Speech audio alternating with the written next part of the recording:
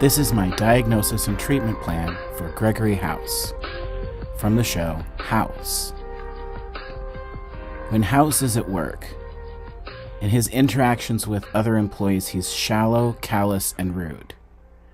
But it's not rude in a way like he doesn't realize he's being rude. He does it purposefully. He purposefully breaks social norms and says things really in a way that seems like he's trying to get a reaction out of people.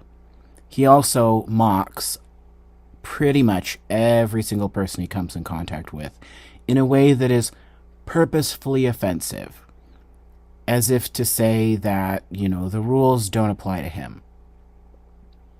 He tends to overestimate his own importance in the eyes of his coworkers. He thinks everyone thinks that he's a genius and is dying to work for him. And he feels that the hospital cannot function without him. And you see this because he's constantly breaking rules and not getting fired and doing things that he shouldn't because he thinks that he's the saving grace of the hospital. Also, he trusts no one. And one of the lines that he always says is, "Everybody lies," which shows that he lacks trust. I'm going to jump to the bottom where I wrote that he breaks many ethical codes, because some of the other ones that I've listed are examples of that. Firstly, he has his staff break into the houses of patients. Many times in the show, people have said, "Why don't you just ask the patients for a key?" And his answer to that is, everyone lies, and if they knew that we were going in there to look for evidence of their sickness or something that could make them sick, they might hide something. He laughs at inappropriate times. It's as if he thinks that he is above acting the way other people act, and he sees sick people every day, so there's no reason for him to appear empathetic. He has no work-life boundaries for himself or others. He is always obsessing over a case and trying to figure out what's making someone sick. He might be thinking about that at 2 o'clock in the morning, and if he comes up with an idea, he will call someone that he works with at 2 o'clock in the morning and ask them to do something, which is extremely inappropriate. He also doesn't respect the authority of anyone above him. He basically thinks that his boss is a joke and that she doesn't really have any power, and often if she told him not to do things, he just does them anyway. He also often exhibits impulsive and dangerous behavior. There was an episode where he decided, sort of as a prank, that he would stuff up all the sinks and turn the water on so that it would flood, but it actually ended up shutting the whole hospital down.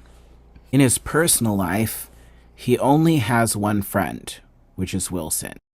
And honestly, he only really seems to have that friendship because Wilson seems to have boundary issues and because he kind of gets walked all over. He rarely has legitimate, intimate relationships. And what I mean by that is that he did have a real relationship, but she left him. And since then, he really only has intimate relationships with sex workers, but he often expects them to act as if they are a girlfriend when they are not. And then once he does get another good relationship, which seems to make him actually happy, the moment she needs him to be there for her, emotionally and physically, when she's sick, he runs away. He continues to use Vicodin regardless of many, many negative consequences, losses of friendship, problems at work, health problems. He suffers from hallucinations after a head injury, so we're going to be talking about this, but there's a point where he gets in a bus crash and then he begins to hallucinate. He sees people as resources instead of people with their own thoughts. And in a way, he expects the people that work on his team to have thoughts because he needs them to have ideas about the case, but at the same time, he treats them as if they don't have their own thoughts. And lastly, he engages in self-harm by overuse of opioids that are prescribed to him, and also riding his bike when he is intoxicated, just to name a few. So the diagnosis that I came up with for House was narcissistic personality disorder, post-traumatic stress disorder, psychotic disorder due to head trauma with hallucinations, and opioid use disorder. Narcissistic personality disorder involves a pervasive pattern of grandiosity in fantasy or behavior, need for admiration, lack of empathy, beginning by early adulthood and present in a variety of contexts as indicated by the following. Number 1, has a grandiose sense of self and importance. He definitely thinks that he is more important than everyone else, especially at the hospital. It's unfortunate that one of the ways this is reinforced is the fact that even though he keeps doing insanely inappropriate and dangerous things, he's never actually fired, which could sort of help him realize those things are inappropriate. So in a way, I think that people at the hospital, especially his boss, sort of enables that behavior. He definitely acts in a way where you can tell that he expects to be recognized as superior.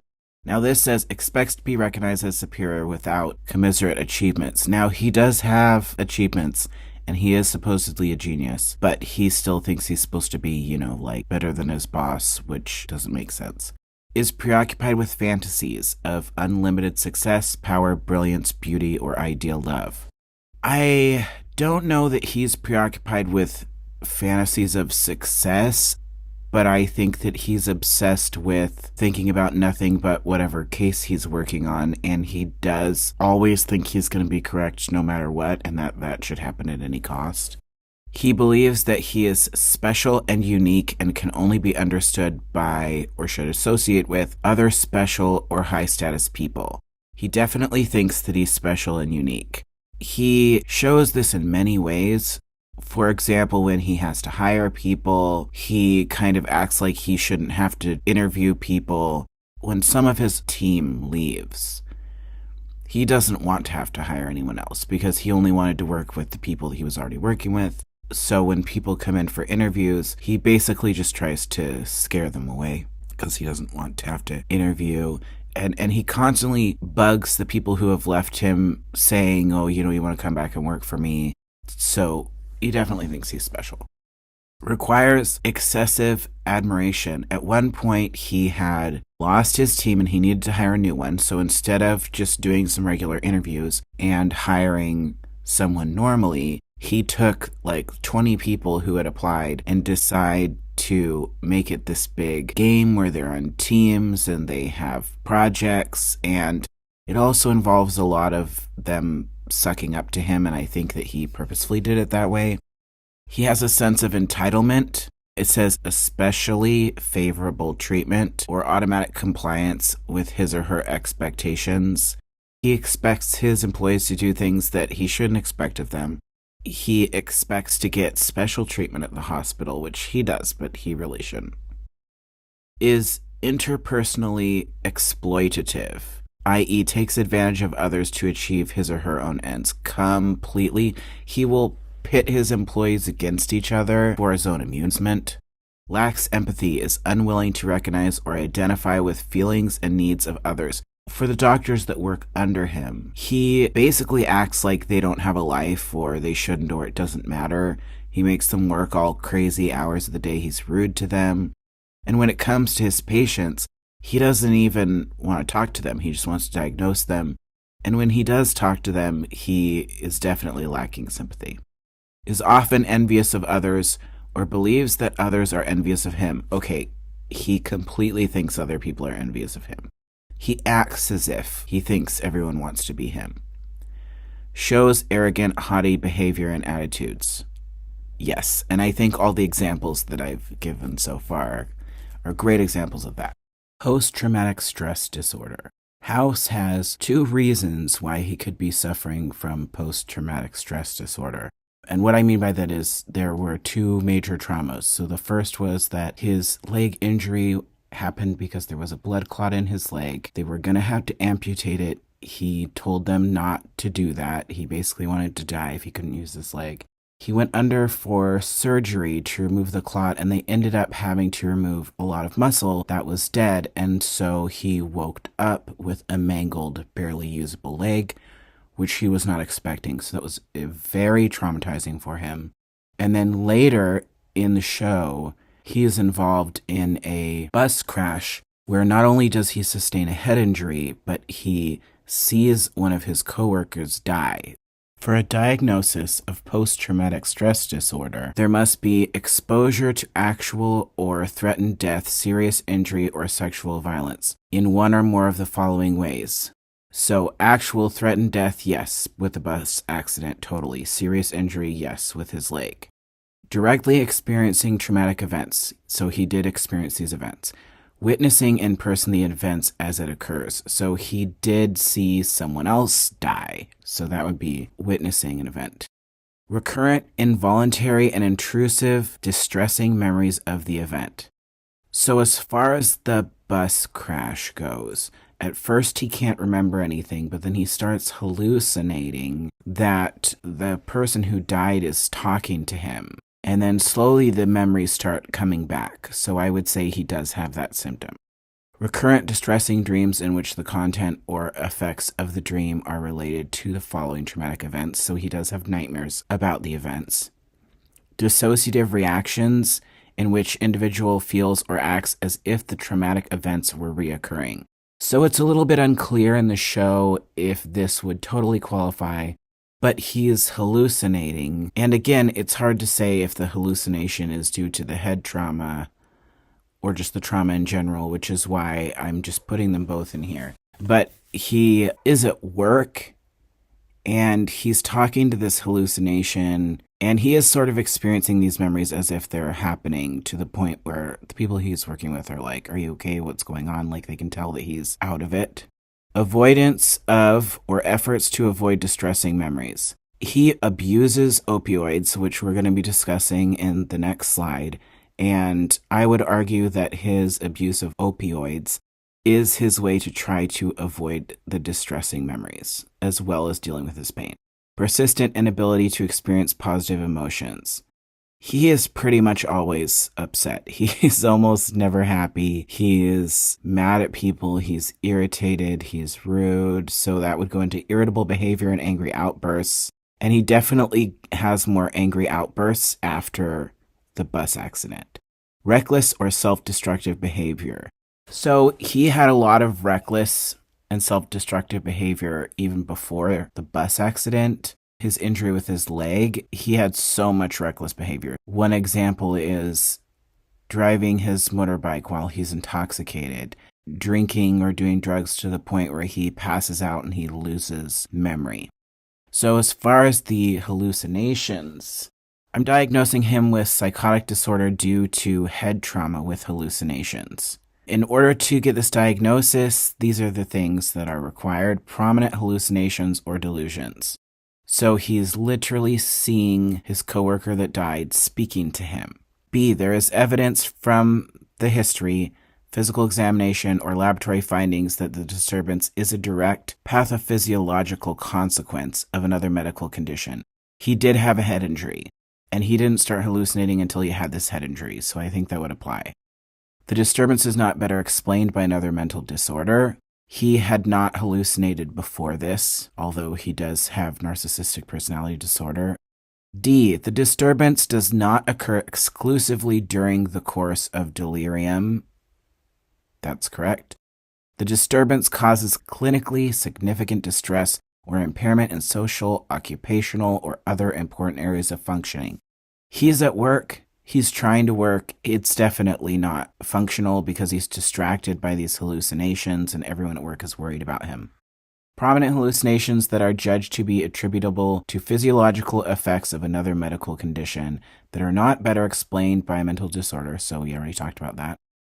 In general, not diagnosed if individual maintains reality testing. So basically what this is saying is they realize it's hallucination. Eventually, he realizes it's a hallucination. But for a while in the beginning, he is genuinely disoriented. He thinks that she's there talking to him. He's very confused. Presence of a temporal association between the onset, exacerbation, or remission of medical condition and that of the psychotic disturbance. The hallucination started right after the bus crash, which gave him the head trauma. The presence of features that are atypical for psychotic disorder. Presence of visual or olfactory hallucinations. So he's definitely having visual hallucinations. The disturbance must also be distinguished from a substance medication-induced psychotic disorder. So he is abusing opioids. However, he has been abusing opioids for a long time. And the hallucinations didn't happen until after the bus accident. So that's why I think this is applicable. Opioid use disorder. Opioids are often taken in larger amounts over a longer period than was intended. So he was originally prescribed opioids because they had to take the muscle out of his leg. So it was a prescribed medication because he was in legitimate pain. However, over a period of time, he starts stealing other doctors' prescription pads, writing himself prescriptions, hiding away extras. He's taking more than he should. Craving or a strong desire or urge to use opioids, he's always on them. He's always taking them. There's really no moment he's not. Recurrent opioid use, resulting in a failure to fulfill major role obligations at work, school, or home. So it gets to a point where he's starting to make bad judgment calls with his clients. And basically the people at his job give him an intervention and say, yeah, I think you need to get off the opioids. Important social, occupational, recreational activities are given up or reduced because of opioid use. In the start of the show, he's sort of already there, so it's hard to say, but it did seem like, he plays the piano. It seemed that he played piano less. He didn't really do much except work and take his drugs, so I would say that applies. Recurrent opioid use in situations which is physically hazardous. He's constantly taking them even when he's driving, even when he's driving his car, his motorcycle, when he's working on patients, which is hazardous for the patient. Continued opioid use despite knowledge of having a persistent or recurrent physical or psychological problem that is likely to have been caused or exacerbated by the substance. So he gets to the point where he does start having some issues with his thinking, which I would consider, like psychological problems. And it is, at least everyone on the show thinks, yes, this is because of him taking the pills and that he needs to stop. So as far as tolerance is defined as the following. A need for increased amounts of opioids to achieve intoxicated or desired effect. So he does increase his opioid use throughout the show. B, a diminished effect with continued use of the same amounts of the opioid. And I would say that would be true too, because he says he has this legitimate pain and he keeps taking more opioids, but it never really makes the pain go away. I highlighted this note. The criterion is not considered to be met for those taking opioids solely under appropriate medical supervision. Now, although he was legitimately prescribed opioids in the beginning, it becomes a problem because he starts forging prescriptions and going to other hospitals to try to get prescriptions. So at that point, it's not appropriate medical supervision. 11. Withdrawal is manifested by the following. A cessation of or reduction in opioid use that has been heavily prolonged, 3 or more of the following developing within minutes to several days. So there's a point where he does try to stop and he definitely has a horrible mood, nausea and vomiting, muscle aches. I mean, he's just horribly, horribly sick. And then B, opioids or a closely related substance are taken to relieve or avoid withdrawal symptoms. So he does try, he goes back to taking them. Eventually on the show, he does stop. The treatment plan that I've come up with for Dr. House is going to encompass 5 steps. Now, I researched narcissistic personality disorder treatment, and essentially what I found is that there is no empirically supported treatment specifically for narcissistic personality disorder. However, there are a lot of things going on with him, and I feel if we pick treatments that focus in on different aspects of his issues, that he could benefit a lot. The first step that I think would be really important would be to make sure that there isn't any medical treatment that he would need. So he did have a head trauma from the bus accident. We would need to make sure that there's nothing else he would need for treating that. I think as far as his leg, there's nothing much that can be done. Step 2 would be to deal with his substance use disorder. I would recommend that he go to a rehabilitation treatment program so that he can deal with detox and some basic things about how to live without being on opioids. And then there would be some therapy within the program, but the rest of his therapy wouldn't start until he'd completed the rehab program. Step 3, once the rehab program is complete, so we've made sure there's no more medical treatment he needs, he's off opioids, then we would begin with some basic psychoeducation. The goal of this is to increase his understanding of what his challenges actually are, and to increase his understanding of the causes of his emotions and possible reasons behind lack of trust. Many people do not consider the steps involved in them having an emotion and then having an action as a reaction to that. Often people will say things like, he made me mad, so I hit him. But they don't really understand that another person cannot make you feel an emotion. The emotion and the reaction is happening within you. Something that person did caused him to feel anger, and then without having time to recognize that he's feeling anger and choosing what to do about it, this theoretical person just reacts. When really you're feeling anger based on your perception of the situation, and then you're choosing to react by hitting the person. Often, for some people, once they realize there are all those steps involved, that can help them a lot. Just to be able to understand that, oh, I felt mad because of my perception of the situation, but maybe I misinterpreted the situation. Or I felt mad and I feel that I perceived the situation correctly, but I could still choose to handle the situation differently. How this would be presented to House would be challenging because someone who has narcissistic personality disorder, they're notoriously difficult to treat because most of the time they're not going to feel like they need treatment. And when they get to a point where they need treatment, when we get to the point we're dealing with their narcissistic issues, it's going to be hard for them to even admit they exist. So in presenting the different therapies, we would need to make sure they're presented in a way where it's going to sound appealing and something that's going to feel like it's going to be beneficial to him. Not so much other people, because he doesn't right now care what benefits other people. This would be presented as, in order to change things that you want to be changed, you need to understand how your brain is functioning. So we're kind of saying, obviously you want things to change, so let me help you with how that can happen. Progress will be measured by his ability to identify his thought patterns. So his ability to, when he's retelling maybe something that happened throughout the week, his ability to say, they said this and I realized that made me think this, which made me want to act this way. Once that we see that he's able to identify his thought patterns, step 4, I would recommend dialectical behavioral therapy. The reason why I would suggest this is because this therapy was designed for borderline personality disorder. Now, he does not have borderline personality disorder, but they both are cluster B personality disorders.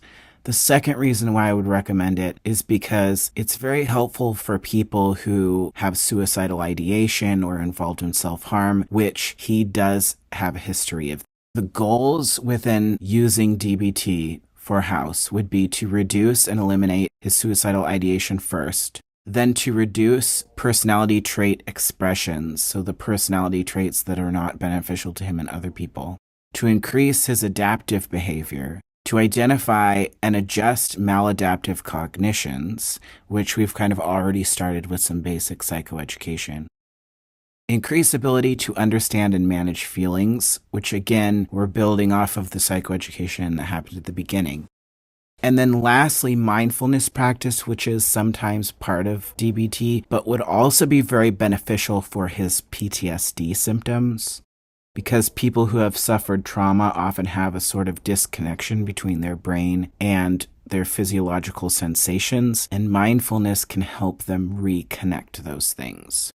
This would be presented to him as, you're just going to have someone that's going to be able to help you with life, bounce ideas off of. Hopefully that's something that he would buy into, and it would be measured by what is revealed on his diary cards. We would be using diary cards when doing the DBT where he would be rating how upset or nervous he is, how happy he is, and writing down things that happened to him. So we should be able to see progress in the ratings on the diary cards. Step 5, the final step, would be interpersonal therapy. The goal of the interpersonal therapy would be to improve his social and relationship skills and for him to learn how to have appropriate boundaries.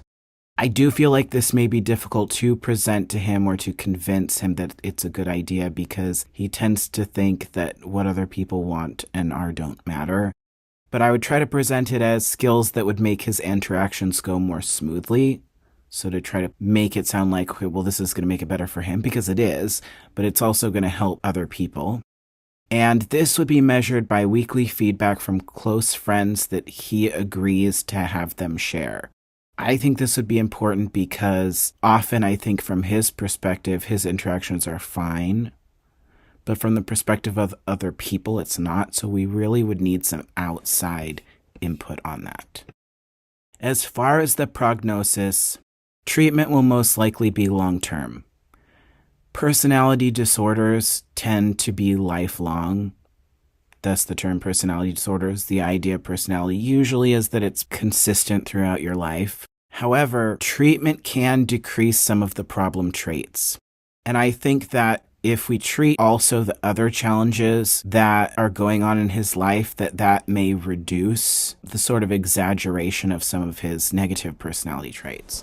One last thing that I wanted to point out that I thought was very interesting that the DSM-5 listed under narcissistic personality disorder is that individuals with narcissistic personality disorder may have special difficulties adjusting to the onset of physical and occupational limitations that are inherent in the aging process. This made me think of his leg. And when he woke up from that surgery and his leg didn't work and he couldn't walk and move around the way that he used to, instead of being upset about it for a while and then coming to terms with it, or perhaps starting to think, well, this means that I can do other things better, or thinking about it positively, he has been for years since that accident been dwelling on the fact that I have this bum leg, it hurts so much, there's nothing I can do. And that has been really challenging for him. And that is something I think that could be discussed throughout the therapies. And on the last page, I have some references. Thank you for listening.